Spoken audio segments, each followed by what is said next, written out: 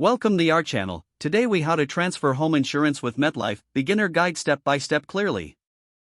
Transferring your home insurance with MetLife is a straightforward process.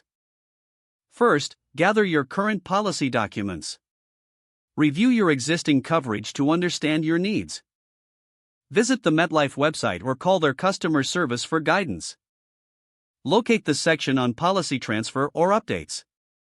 You may need to create an online account if you haven't already. Log into your account using your credentials. Select the option for home insurance.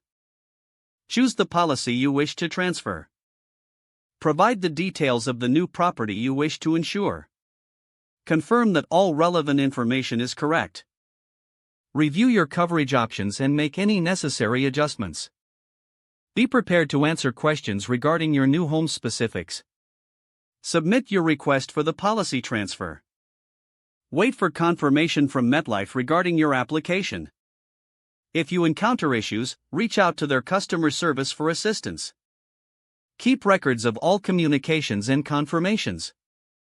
Once the transfer is approved, review the new policy thoroughly. Make sure that the payment method is set up correctly. Stay informed about any changes in coverage or terms.